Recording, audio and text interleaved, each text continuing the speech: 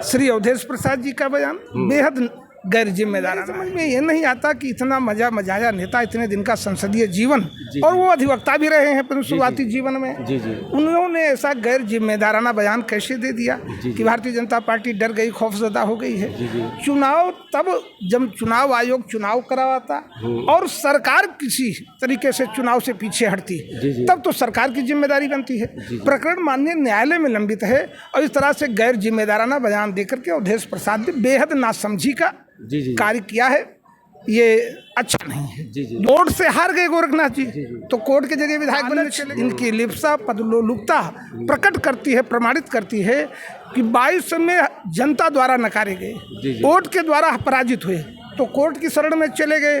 और अब उन्हें जब लग रहा है कि विधानसभा पहुंचा जा सकता है, चुनाव उपचुनाव की स्थिति बन गई है, तो याचिका वापस लेने। प्रसाद के वकील क्यों खड़े हो गए, इनकी तरफ से विरोध क्यों किया गया है? उन पर आरोप लगाया गया, उन पर तोहमत है, उन पर इल्जाम है कुछ जालसाजी का, कुछ फ्रॉड करने का, कुछ फर्जी प्रपत्र तैयार करने का। विधानसभा चुनावों की घोषणा होनी थी मंगलवार को, इलेक्शन कमीशन ने एक प्रेस कॉन्फ्रेंस करके चुनाव की घोषणा कर दिया, 13 नवंबर को चुनाव होना है।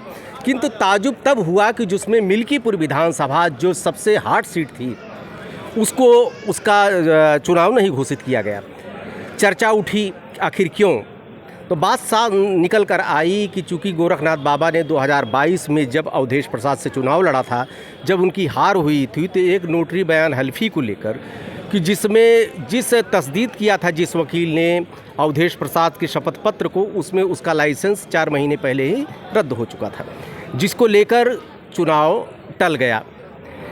उस पर विपक्ष ने, सपा ने ये कहा कि चूँकि भाजपा चुनाव कराना नहीं चाहती, हार के डर से चुनाव वो टालना चाहती है। दूसरे दिन इनका गोरखनाथ बाबा का भी बयान आ गया कि चूँकि मैं जानता नहीं था कि इस याचिका का कितना महत्व है, नहीं तो वापस ले लिया होता। लेकिन वो आनन फानन में याचिका वापस लेने गए और वहाँ पर उन्होंने याचिका वापस लेने के लिए अर्जी दी, लेकिन वहाँ पर सपा के जो वकील हैं, मतलब अवधेश प्रसाद के वकीलों ने विरोध किया उस याचिका का। पहले तो कह रहे थे कि भाजपा जो है चुनाव से भागना चाहती है, और बाद में आखिर विरोध क्यों किया।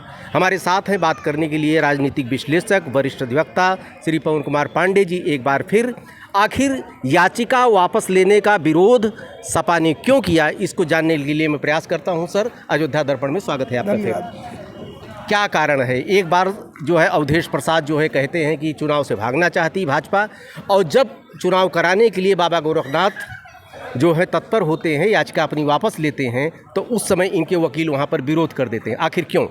पाठक जी, सबसे पहले तो मुझे एक शब्द पर आपत्ति है जी कि मिल्कीपुर हॉट सीट है जी। सभी सीटें जी सियासी तौर पर एक ही विधायक चुनती है विधानसभाओं के लिए। जी। अगर सीट विधानसभा की है जी। किसी भी सीट का महत्व वहाँ के जनप्रतिनिधि के कद से लगाया जाता है। जी जी जी। मिल्कीपुर से ना तो मुख्यमंत्री जी चुनाव लड़ रहे हैं जी जी जी, ना कोई भारत का ऐसा नामचीन नेता लड़ रहा है। मुख्यमंत्री खुद उस चुनाव का नेतृत्व कर रहे हैं, इसलिए हार्ड सीट हो गई। मुख्यमंत्री जी को ये भारतीय जनता पार्टी, जैसा कि मीडिया से निकल कर आया है, कि 2-2 सीटों की जिम्मेदारी दोनों डिप्टी चीफ मिनिस्टर्स को, ब्रजेश को और केशव को, और साथ में माननीय मुख्यमंत्री जी को 2 सीटों की जिम्मेदारी दी गई। मुख्यमंत्री अगर जिस सीट की जिम्मेदारी ले रहा हो वो हार्ड हो जाती है। नहीं, हार्ड सीट नहीं, ये मीडिया की उत्पत्ति। खैर जी, अब विषय पर पहली बात तो दोनों नेताओं का बयान, श्री अवधेश प्रसाद जी का बयान बेहद गैर जिम्मेदाराना है। जी। प्रकरण न्यायालय के समक्ष लंबित है, माननीय उच्च न्यायालय में। चुनाव याचिका गोरखनाथ द्वारा जो दायर की गई थी, उसमें अवधेश प्रसाद जी प्रमुख पक्षकार हैं और हाजिर अदालत है, जरिए अधिवक्ता उनकी उपस्थिति है। अब मेरे समझ में ये नहीं आता कि इतना मजाया नेता, इतने दिन का संसदीय जीवन, और वो अधिवक्ता भी रहे हैं अपने शुरुआती जीवन में, उन्होंने ऐसा गैर जिम्मेदाराना बयान कैसे दे दिया कि भारतीय जनता पार्टी डर गई, खौफजदा हो गई है। चुनाव तब जब चुनाव आयोग चुनाव करवाता और सरकार किसी तरीके से चुनाव से पीछे हटती, तब तो सरकार की जिम्मेदारी बनती है। प्रकरण माननीय न्यायालय में लंबित है और इस तरह से गैर जिम्मेदाराना बयान देकर के अवधेश प्रसाद ने बेहद नासमझी का कार्य किया है।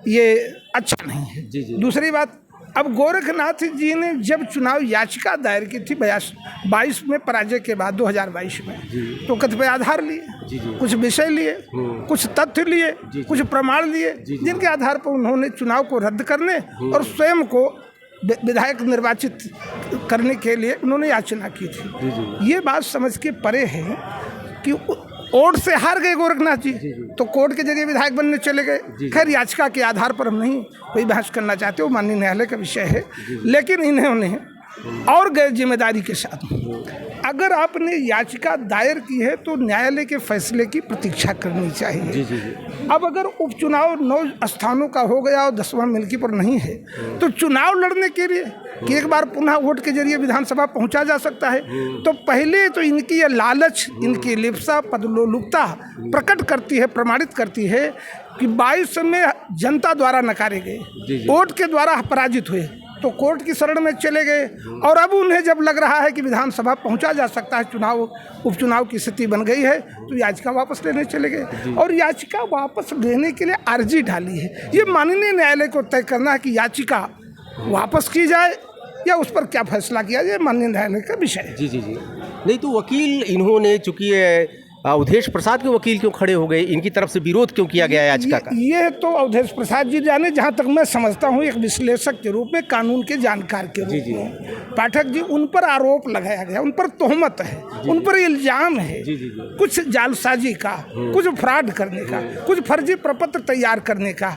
जिस प्रपत्र को शपथ पत्र के आधार पर जो बात प्रचारित की जा रही माननीय न्यायालय में जो दाखिल है, जैसा कहा जा रहा है मीडिया के जरिए, और गोरखनाथ ने अपने बाइट में भी भिन्न भिन्न चैनलों पे बात कही है कि उन्होंने जो आज भूपेंद्र चौधरी का भी बयान आ गया, अब पलट गई बाजी। अब गोरखनाथ बाबा भी कह रहे हैं और प्रदेश अध्यक्ष भाजपा के भूपेंद्र चौधरी का भी बयान आ गया कि अब सपा भागना चाहती है चुनाव से, इसलिए जो है अवधेश प्रसाद अपना वकील खड़ा करके विरोध कर रहे हैं। दोनों प्रमुख दलों भारतीय जनता पार्टी और समाजवादी ने ये जवाबी कव्वाली सियासी जुमले का इस्तेमाल किया है। सब कोई एक दूसरे को पराजित होने की आशंका के साथ दिखाई देख रहा है। अभी तो जनता तय करेगी। अगर इसकी राजनीतिक टिप्पणी, मैं समाजवादी पार्टी से कोई ताल्लुक नहीं रखता हूँ, ना मेरा कोई रिश्ता है, अवधेश प्रसाद से तो बिल्कुल नहीं, लेकिन किसी भी जनता के मिजाज को परखने और नापने का पैमाना चुनाव होता है। सन 2022 में अवधेश प्रसाद चुनाव जीत कर गए मिल्कीपुर से, जनता उनके साथ रही, प्रमाण पत्र दिया उनको, समर्थन दिया उनको, बहुमत के साथ वो निर्वाचित हुए। और उसके 2 साल बाद 2024 में लोकसभा का चुनाव होता है और 5 विधानसभाओं के साथ लोकसभा बनती है। मिल्कीपुर उसका हिस्सा है। मिल्कीपुर से भी अभी 5-6 महीने भी पहले जो चुनाव हुआ है लोकसभा का, उसमें भी अक्सरियत प्राप्त है अवधेश प्रसाद को। तो जनता अवधेश प्रसाद को पराजित कहाँ कर रही है कि वो डर गए, भाग गए, घबरा गए? ये हास्यास्पद तर्क है, ये सियासी फिजूल की सियासी बयानबाजी है। इसको गासिप से ज़्यादा इसे अहमियत और महत्व नहीं दिया जा सकता है।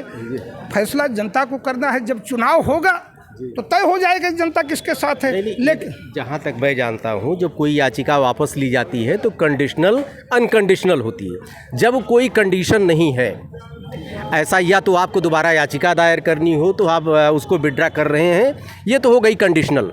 एक अनकंडीशनल हुई कि भैया हम आप खुद अपनी स्वास्थ्य के कारण या हमें खुद नहीं लड़ना चाहता हूँ इसलिए वापस ले रहा हूँ, तब ये जो है कैसे अवधेश प्रसाद के वकील? लोक प्रतिनिधित्व अधिनियम 1952 के अंतर्गत जी निर्वाचन के 40 दिन के भीतर याचिका चुनाव इलेक्शन संबंधी याचिका दाखिल की जाती माननीय उच्च न्यायालय में। माननीय उच्च न्यायालय में याचिका दाखिल हुई।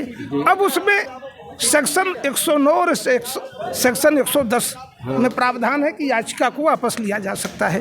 उसी धारा में, उसी नियम के तहत याचिकाकर्ता ने, पिटिशनर ने, गोरखनाथ नाम का जो याचिकाकर्ता हैं, उन्होंने याचिका वापस लेने के लिए माननीय न्यायालय के समक्ष प्रार्थना पत्र दिया है। कल माननीय न्यायालय ने सुनवाई किया और सुनवाई के बाद स्पष्ट आदेश किया है कि सबसे पहला कार्य तो ये करें की गजट कराएं। जी जी दूसरा, सभी पक्षकारों को अवधेश प्रसाद व अन्य 5 सभी पक्षकारों को नोटिस दें। जी जी 7 दिन के अंदर वो स्टेप पूरा होना है और 15 दिन के बाद माननीय न्यायालय सुनवाई करेगा। अभी माननीय न्यायालय को तय करना है। अवधेश प्रसाद, जहाँ तक मैं समझता हूँ, क्योंकि वो एक आरोपी है, वो प्रतिवादी है, जी जी वो रेस्पोंडेंट नंबर 1 है। अवधेश प्रसाद के ऊपर आरोप लगाया गया है कि उनका शपथ पत्र गलत है। जिसने उसको वेरीफाई किया है वो नोटरी भाई, उस समय उनका लाइसेंस समय पूरा खत्म हो गया था, वो लाइसेंसी नहीं थे, नोटरी लाइसेंसी नहीं थे। अब प्रश्न ये है कि उस आरोप से अगर वो याचिका वापस होती, विरोध नहीं करते हैं, तो माना जाएगा कि इनका पक्ष कमज़ोर था। माननीय न्यायालय के समक्ष इनको लगता था कि इनका पक्ष कमज़ोर है, इनका चुनाव कुछ भी हो सकता है, माननीय न्यायालय के विषय है। लेकिन आरोप से पूरी तरह अगर कोई मुकरता है और ये कहता है कि माननीय न्यायालय के समक्ष मैं कह रहा हूँ कि इसे गुणदोष के आधार पर निस्तारित किया जाए ताकि मैं अपना पक्ष रख सकूँ, और जो गोरखनाथ याचिकाकर्ता ने मेरे ऊपर आरोप लगाए वे निराधार हैं, निर्मूल हैं, बेमतलब हैं, अर्थहीन हैं। ऐसे में यदि उन्होंने अपने अधिवक्ता के जरिए अपनी उपस्थिति न्यायालय के समक्ष दर्ज कराई है, तो उसका विधिक अर्थ केवल इतना है कि न्यायालय के समक्ष लगाए गए आरोप के साथ का मुकाबला करना चाहते, लड़ना चाहते। जी जी श्री पवन कुमार पांडे जी वरिष्ठ अधिवक्ता भी हैं, राजनीतिक विश्लेषक हैं, लेकिन एक अंत में एक सवाल हमको आपसे करना चाहेंगे कि पहले इसका गोरखनाथ बाबा ने कहा कि सपा चुनाव से भागना चाहती है, उसके बाद अवधेश प्रसाद ने कहा कि भाजपा चुनाव से भागना चाहती है। ये भागा भागी वाला जो चल रहा है, दोनों प्रमुख दल एक दूसरे के खिलाफ व्याकरण युद्ध करते हैं, जी, जी। साहित्य पढ़ते हैं जी, जी। कि या तो इस पाले में रहिए या उस पाले में रहिए, तीसरा ना उभर सके। ये सोची समझी राजनीति रणनीति है कि उत्तर प्रदेश की सियासत या तो समाजवादी के साथ खड़ी रहे या भारतीय जनता पार्टी के साथ खड़ी रहे। अन्य दल भी राजनीति करते हैं, अन्य पार्टियां हैं, कांग्रेस है, बहुजन समाज पार्टी है, कई क्षेत्रों में निर्दलीय अच्छा प्रदर्शन कर रहे हैं।